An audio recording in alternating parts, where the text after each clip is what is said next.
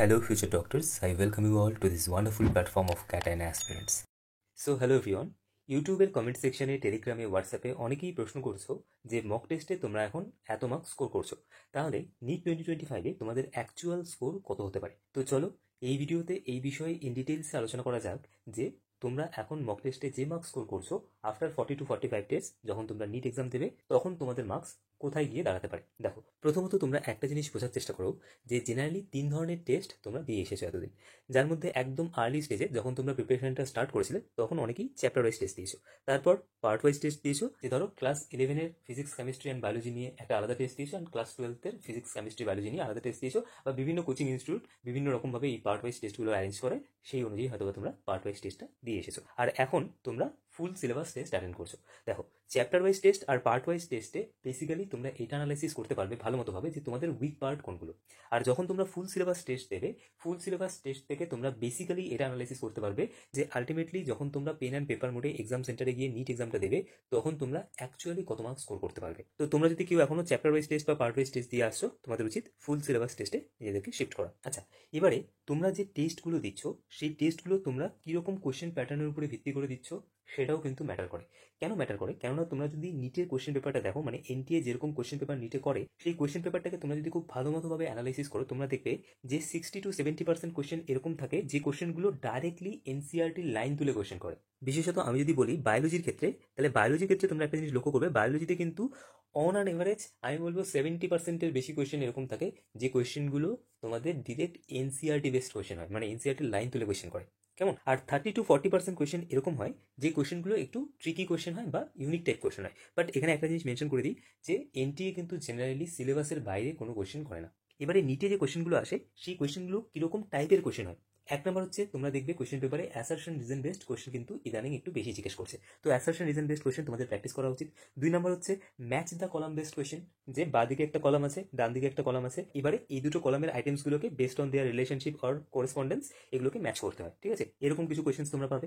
Statement based question ইদানিং NTA অনেক বেশি করছে, তো স্টেটমেন্ট বেসড কোশ্চেন তোমাদের প্র্যাকটিস করা উচিত। আচ্ছা, এরপর ডায়াগ্রাম বেসড কোশ্চেন্স, এনসিআরটি থেকে ডিরেক্ট ডায়াগ্রাম তুলে কিন্তু অনেক সময় কোশ্চেন করে, ঠিক আছে? তো ডায়াগ্রাম বেসড কোশ্চেন্স তোমাদের প্র্যাকটিস করা উচিত।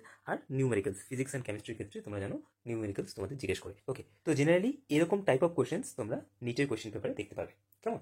এবারে তোমরা যে মক টেস্টগুলো দিচ্ছ সেই মক টেস্টের কোশ্চেন পেপারে কিন্তু এইরকম টাইপ অফ কোশ্চেন্স ইনক্লুড থাকা উচিত। ওকে, যদি ইনক্লুডেড না থাকে তাহলে অবশ্যই যে কোচিং ইনস্টিটিউট থেকে তোমরা মক টেস্টগুলো দিচ্ছ অন্য কোচিং ইনস্টিটিউটের মক টেস্ট তোমরা প্র্যাকটিস করতে পারো।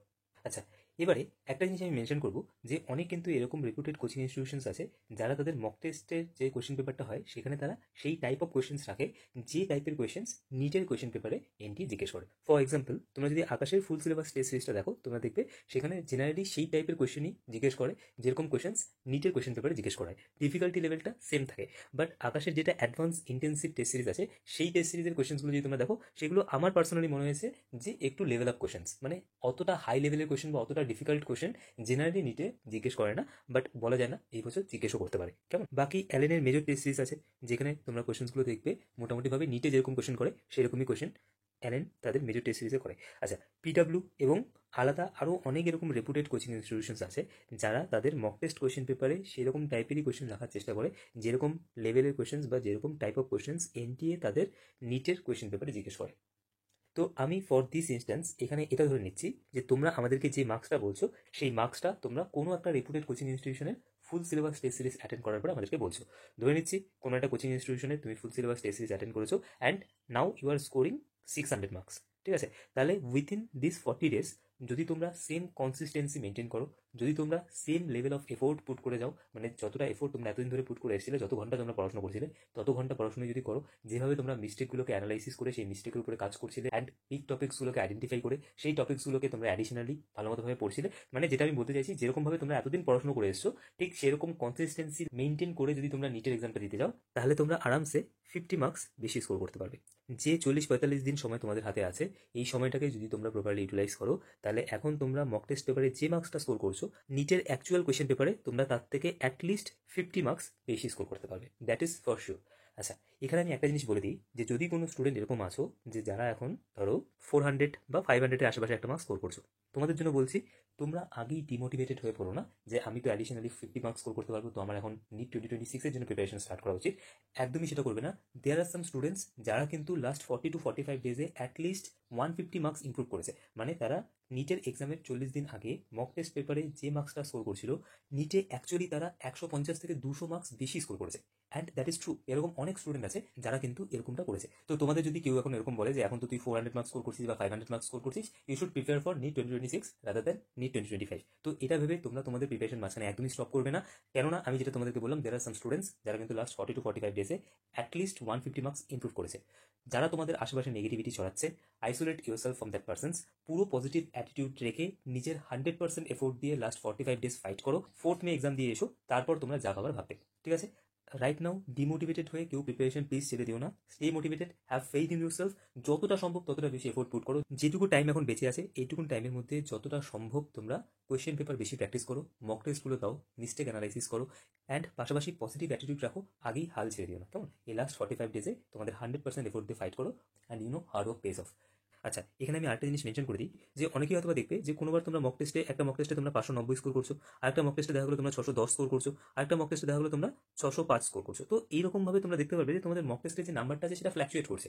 তার মেইন কারণ হচ্ছে গিয়ে দেখবে যে তোমরা যে মক টেস্ট পেপারগুলো দিচ্ছ তার মধ্যে যে মক টেস্ট পেপারে তোমরা কম মার্কস স্কোর করছো সেই মক টেস্ট পেপারে হয়তো বা কোনো একটা পোর্শন টাফ করেছে, মানে হয় ফিজিক্সের পোর্শনটা টাফ করেছে, না কেমিস্ট্রি পোর্শনটা টাফ করেছে, না বায়োলজির পোর্শনটা টাফ করেছে। ঠিক আছে? কোনো একটা পোর্শন হয়তো টাফ করা আছে, তো সেটাকে আইডেন্টিফাই করো যে কোন পোর্শনটা টাফ করা আছে যার জন্য তোমাদের মার্কসটা কম আছে। তো যে পোর্শনটা টাফ আছে, যদি দেখা গেলো যে কেমিস্ট্রি পোর্শনটা সেই মক টেস্ট পেপারে টাফ আছে, তাহলে তোমার কেমিস্ট্রিটা উইক আছে, তাহলে কেমিস্ট্রিটা তোমরা ভালোমতোভাবে পড়াশোনা করো যাতে করে তোমরা আরো বেশি মার্কস স্কোর করতে পারো। ঠিক আছে? সো এরকমভাবে শুধু মক টেস্ট দিলেই হবে না, মক টেস্ট দেওয়ার পাশাপাশি তোমাদের কিন্তু সময় নিয়ে কোয়েশ্চেন পেপারটাকে অ্যানালাইসিস করা উচিত যে তোমরা কোন কোন টাইপ অফ কোয়েশ্চেন্স বা কোন চ্যাপ্টার থেকে কোয়েশ্চেন্সগুলোকে কম অ্যাটেন্ড করতে পারছো বা তোমাদের সেখানে ভুল বেশি হচ্ছে। ঠিক আছে? ওকে, তো সেই চ্যাপ্টারগুলোকে আবার রিভাইজ করে স্ট্রং করো, বা যদি কোনো একটা স্পেসিফিক টপিক্স তোমাদের উইক থাকে তাহলে সেই টপিক্সটাকে আবার রিভাইজ করে সেটাকে স্ট্রং করো। তো এরকমভাবে প্রপার প্ল্যান বানিয়ে তোমরা নেক্সট 45 ডেজ তোমাদের 100% এফোর্ট দিয়ে পড়াশোনা করো। ডেফিনেটলি তোমরা এখন যেটা মার্কস স্কোর করছো তার থেকে অনেক বেশি মার্কস তোমরা নিটে অ্যাকচুয়ালি স্কোর করতে পারবে। ওকে, নিজের উপর ভরসা রেখো আর একটা পজিটিভ অ্যাটিটিউড নিয়ে পড়াশোনা করো। ওকে, সো আই হোপ আমি মোটামুটিভাবে তোমাদেরকে এটা বোঝাতে পেরেছি যে মক টেস্টে এখন তোমরা যে মার্কসটা স্কোর করছো সেই মার্কসটা পরে যখন তোমরা নিট এক্সাম দেবে তখন কোথায় গিয়ে দাঁড়াতে পারে। কেমন? তাহলে আজকের এই ভিডিও নিয়ে তোমাদের যা যা মন্তব্য তোমরা কমেন্টের মাধ্যমে জানিও। যদি তোমাদের পুরো ডিসকাশনটা ভালো লাগে প্লিজ ভিডিওটিকে লাইক করো, চ্যানেলটিকে সাবস্ক্রাইব করো এবং এই ভিডিওটি তোমাদের বন্ধুদের সাথে অবশ্যই শেয়ার করো।